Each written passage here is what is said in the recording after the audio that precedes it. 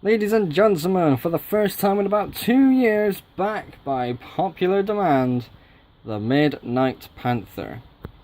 So this is the 4th video I've ever made on this engine. The first video was me making this thing as a quadruplex, the second was the review, the third was the actual engine in action, and I haven't touched it since.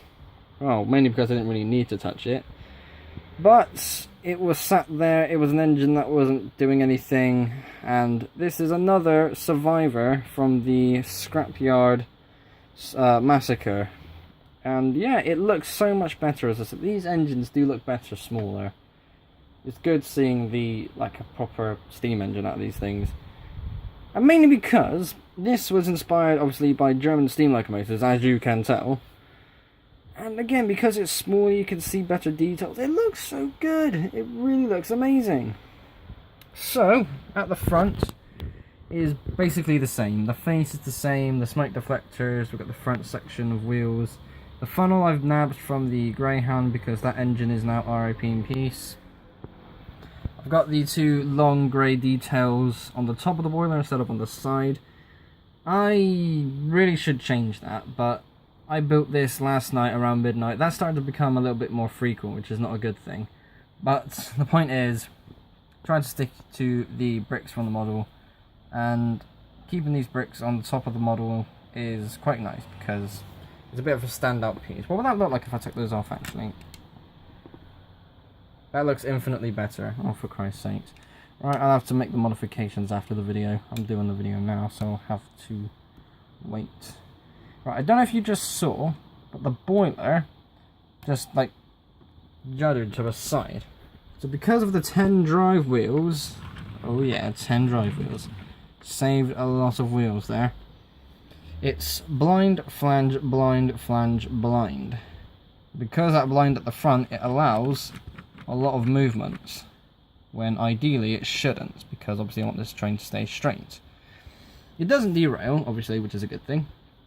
These wheels are the same size as the traditional Lego driver wheel. These are the Shapeways wheels. These are box puck design, just with larger counterweights, which is why you can't really see too much on the wheel there.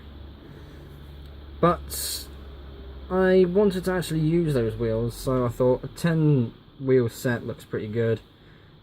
I've done this before on the Ghost Train Phantom Express model, so that'll be something to look into as well. But I think this is, I don't know, it's actually kind of a different build. Yes, it was actually kind of the same in terms of wheelbase. There was another 6 wheels behind, but that was actually kind of funny, actually. What was I talking about? Wheels, yes. So 10 drive wheels, lots of free movement, which isn't a good thing. Let's just move on because I'm starting to lose my mind. My brain is actually melting in this heat, it's not funny.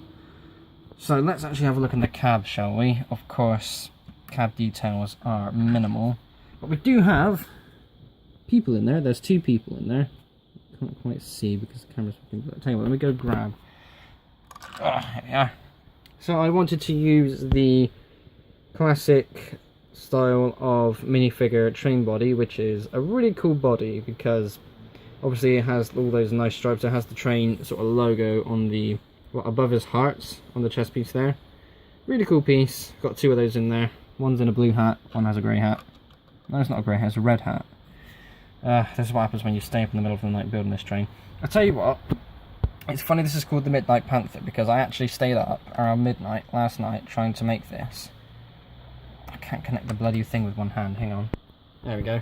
I couldn't connect that with one hand. It's a bit funny. Anyway, so the tender looks weird.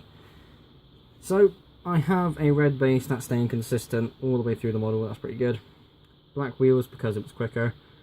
And the black sort of body to it is a bit, again, a bit odd. So that front section is 8 studs wide to kind of match the size of the cab.